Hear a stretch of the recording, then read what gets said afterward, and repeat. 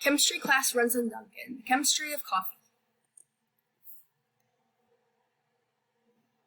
So why coffee? 64% of Americans above the age of 18 drink coffee every day, many of which are men and women, but men statistically drink more coffee than women, and women end up spending more money on coffee every year.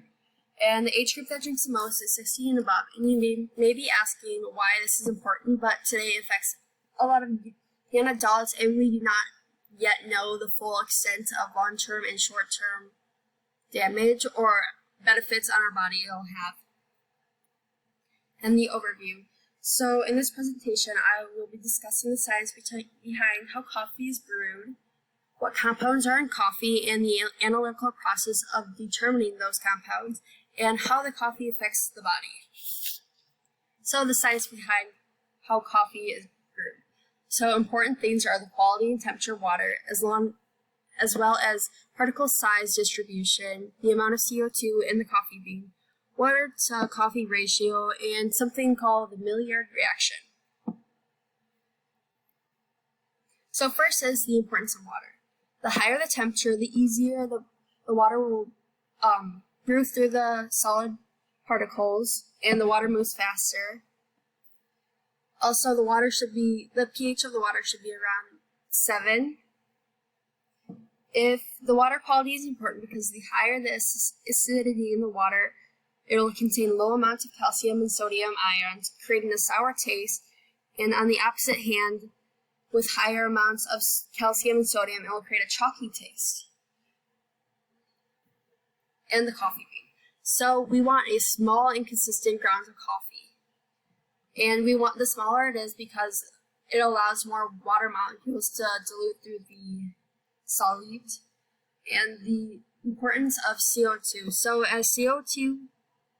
the higher the CO2, the better. It's usually a lot more fresher, but as the days goes on, the CO2 percentage decreases. And so today a lot of chemists are trying to determine how to get not as much CO2 to decrease in the coffee bean because it contributes to the taste. And so it can stay on the stock a lot longer. And the Maillard reaction. This gives the coffee the roasting taste, and it basically releases aromas by applying heat and new flavors. And also you can add sugars and aminos that will apply new flavors. And it's known as browning or roasting. And this is also used in a lot of cooking techniques like roasting turkey. And what compounds are in coffee in the analytical process? So there's caffeine, 2 to 3% is caffeine, 5 to 3 is tannins, 13 protein, and 10 to 15 is fixed oils. So the main compounds are caffeine, tannin, thymine, enzyme, spermid, citric acid, chloric acid, chlorogenic acid, spermine, and so on. So there's about a 10 to 6% of caffeine, or there's about a 10% of caffeine and 6% of chlorogenic acid. And pure alkynes are found in caffeine, are the active ingredients in coffee. So these are very similar to adenine and guanine, and those are the active ingredients that are in energy drinks. And so they are very similar to it, but they're the organic version of it. And what contributes to the taste? So this goes back to the Maillard reaction. So first it starts out as a chlorogenic acid, and then with roasting it turns into a chlorogenic acid lactone, and it turns from a sour to bitter tasting coffee.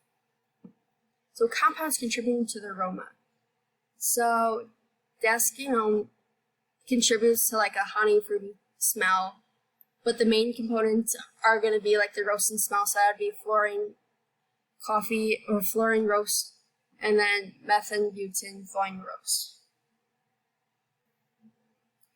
And so the analytical process of determining what compounds are in coffee is they use chromatography, and this is basically just sorts the ions, determining from the ion size, the gas size, or liquid.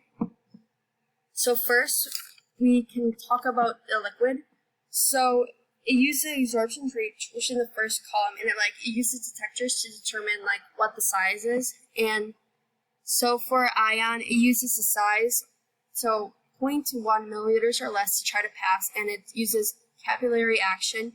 Gas, it just uses the gas to filter through. And then liquid helps determine the non-violent high molecular weights, and so this gives us the unstable compounds. And how coffee affects your body. So mental alertness increases. There are going to be high antioxidants, and well as some long-term and short-term benefits and risks. So the benefits of drinking coffee.